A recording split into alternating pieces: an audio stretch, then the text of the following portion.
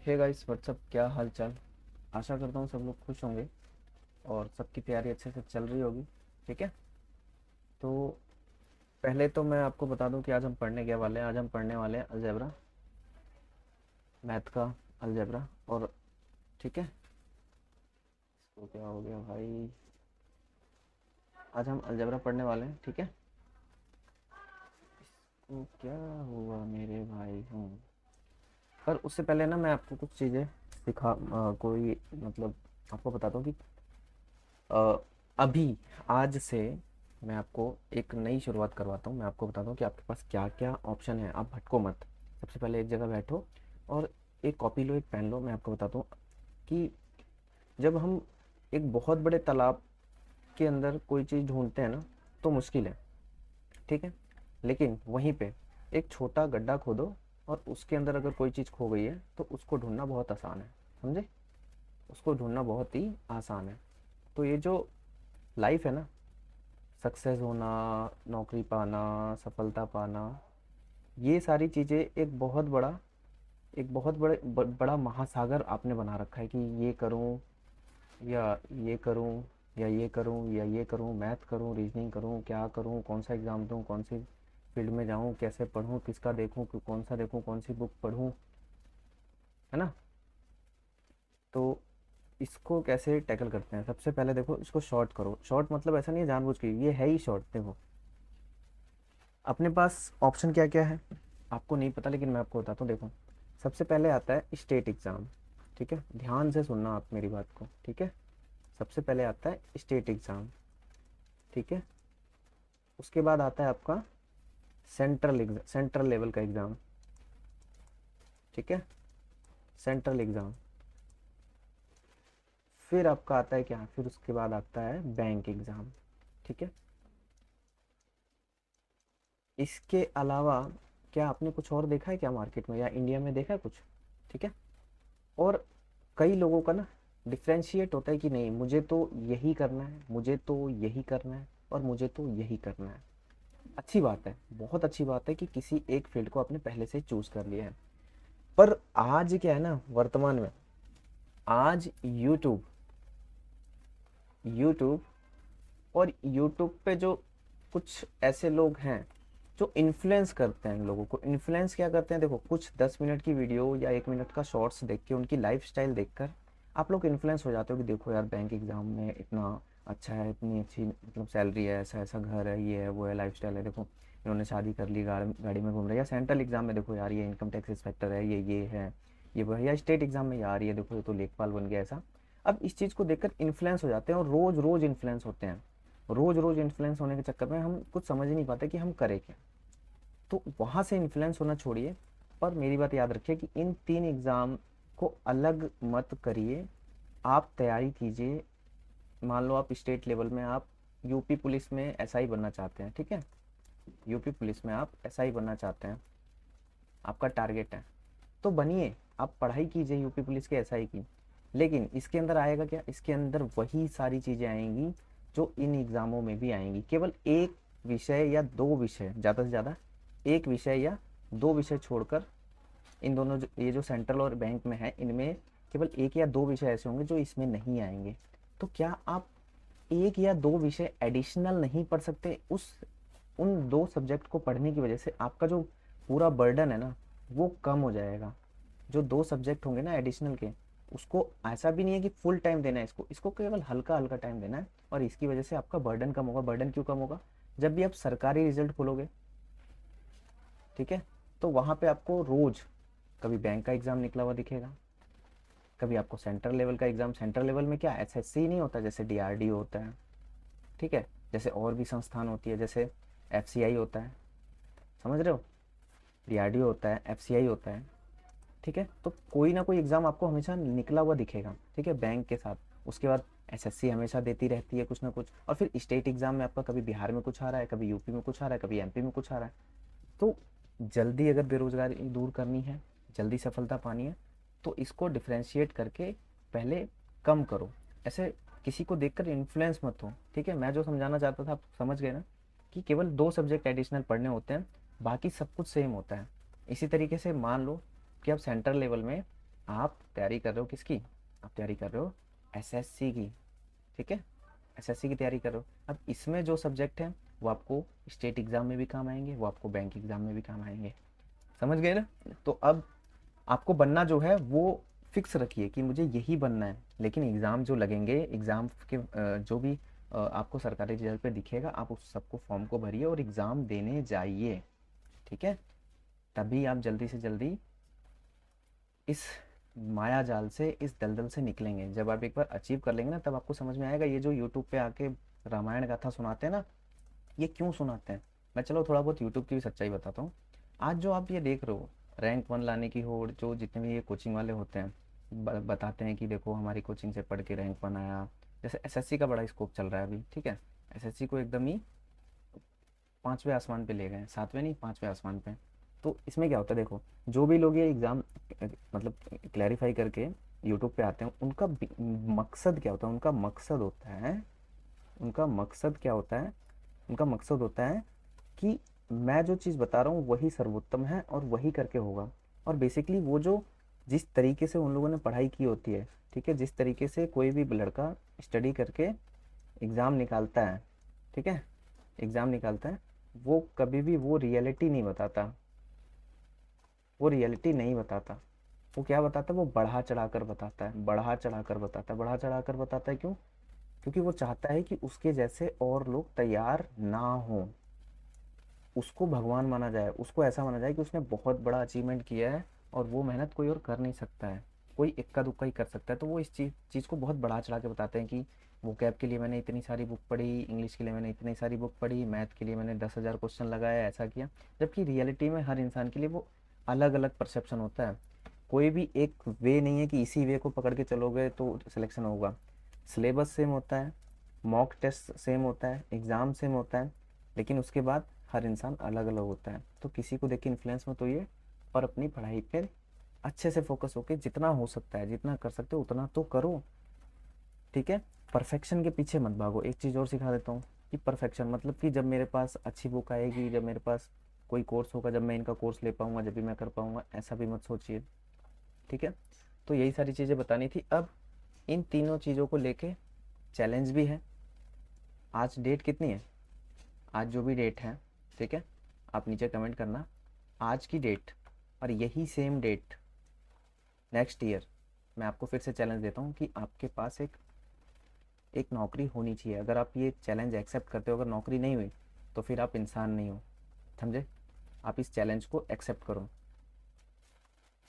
इस चैलेंज को एक्सेप्ट करो और कमेंट करो कि हाँ मैं ये चैलेंज एक्सेप्ट करता हूँ। और आप कमेंट में ही इस चैलेंज को एक्सेप्ट करो, और वही कमेंट 1 साल बाद आप आके रिव्यू करना, समझे। यही 3 है, इन्हीं 3 में से आपको कहीं ना कहीं जाना है, इसके अलावा और कुछ नहीं है, समझे। तो चलिए मैं आज आपको अलजेब्रा पढ़ाने जा रहा हूँ। और अलजेब्रा मैं चाहता हूँ कि ना जब भी कोई चीज़, कोई भी सब चैप्टर शुरू करें तो उसको पूरा ही अच्छे से ख़त्म करें। जैसे मैंने बीच पहले मैथ पढ़ाया था, मैथ में आपको टाइम एंड वर्क ख़त्म किया था, उसी तरीके से मैं सोच रहा हूँ कि आज मैं आपको अलजेब्रा पढ़ाऊँ, ठीक है। तो चलिए शुरू करते हैं। अलजेब्रा, अलजेब्रा क्या होता है देखो, मुझे भी नहीं आता, ठीक है, सिर्फ फ्रैंकली बता रहा हूँ कि मुझे नहीं आता अलजेब्रा, लेकिन मैं फिर भी आपको पढ़ा रहा हूँ, ठीक है। अलजेब्रा मुझे भी नहीं आता, लेकिन मैं फिर भी आपको पढ़ा रहा हूँ। अलजेब्रा को क्या बोलते हैं, बीजगणित बोलते हैं शायद, है ना। अलजेब्रा को शायद बीजगणित बोलते हैं, ठीक है, बीजगणित। अब इसको बोलते क्या है या इसकी स्पेलिंग क्या है, इसमें फंडे में जाने की जरूरत नहीं है। जिस इंसान को एक सब्जेक्ट अच्छे से आता है, वो कभी भी आपको सिलेक्शन के मुंह तक नहीं ले जाएगा। क्यों? क्योंकि वो उसी सब्जेक्ट को भगवान बनाएगा। जो इंसान सारे सब्जेक्ट को अच्छे से पढ़ा सकता है, वही से आपको सिलेक्शन मिलेगा, ठीक है। तो चलिए ये सब बातें तो बाद में करेंगे, हम अलजेब्रा शुरू करते हैं। तो अलजेब्रा में क्या होता है, ए बी सी डी करके कुछ ऐसे होता है, x x plus one open में एक्स करके ऐसा कुछ होता है, जिसको देख के बहुत सारा टेंशन आता है कि ये होगा कैसे, समझे। तो चलिए मैं ज़्यादा लंबा नहीं खींचूंगा, आपको फटाफट फटाफट चीज़ों को क्लियर करूंगा, और जितना ज़्यादा शॉर्ट रखोगे उतना आसान आपको लगेगा, उतना आपको मज़ा आएगा पढ़ने में, समझे। तो अलजेब्रा में क्या होता है, अलजेब्रा में होता है कि कुछ इस तरीके के क्वेश्चन आपने देखे होंगे, ठीक है। कुछ इस तरीके के क्वेश्चन आपने देखे होंगे। पहला नंबर ऐसा देखा होगा आपने कि x प्लस 1 में x n दिया होता है और पूछा क्या जाता है, पूछा जाता है कि x की स्क्वायर प्लस 1/x की स्क्वायर क्या होगा, ऐसे पूछा जाता है। ये पहला फॉर्मेट है और सबसे बेसिक फॉर्मेट है। ठीक है, मैं आपको इसी तरीके से पढ़ाऊंगा फॉर्मेट बना बना के। ओके, तो इसको क्या करते हैं, जब भी देखो x प्लस 1 में एक्स एन दिया हो और स्क्वायर वाली चीज़ पूछी हो, तो इसका पैटर्न क्या होता है, इसका पैटर्न होता है कि एन स्क्वायर, यानी कि ये जो यहाँ पे आएगा इसकी जगह क्या आएगा, इसकी जगह आएगा एन स्क्वायर माइनस 2। ठीक है, इसको क्वेश्चन के फॉर्म में हम करते हैं, क्वेश्चन के फॉर्म में करते हैं। क्वेश्चन ले लेते हैं हम कि जैसे मान लो कि क्वेश्चन है यहाँ पे x प्लस 1 में x 5 दिया हुआ है। ठीक है, तो अब ये पूछा है कि x की स्क्वायर प्लस 1 में x की स्क्वायर क्या होगा। ठीक है, तो क्या होगा, इसका स्क्वायर करो, यानी कि 5 का स्क्वायर कितना होगा, 5 का स्क्वायर माइनस 2। तो ये बनेगा क्या, ये बनेगा 25 माइनस 2 यानी कि 23। देखो राइटिंग धीरे धीरे अच्छी हो जाएगी, आप राइटिंग पे मत जाओ। तो इसका राइट आंसर हो जाएगा 23। ठीक है, केवल एक क्वेश्चन ही भरपूर मात्रा में आपको सब कुछ सिखाने के लिए काफ़ी है। ओके, तो ये समझ गए। जब स्क्वायर वाला दिया होगा तो क्या क्या हमें करना है, समझे। तो एक क्वेश्चन और कर ले क्या, एक क्वेश्चन और कर लेते हैं। चलो, यहाँ पे मान लो 3 दिया है, ठीक है, या 7 दिया है, मान लो कोई भी संख्या, मान लो 7 दिया है। तो अब क्या पूछेगा कि एक्स स्क्वायर प्लस 1 में एक्स स्क्वायर क्या होगा। तो हमें फिर से वही करना है। देखो 7 का स्क्वायर कितना होगा, इस बार मैं डायरेक्ट लिखता हूँ 49, 49 में से 2 घटाना है तो कितना आ जाएगा 47।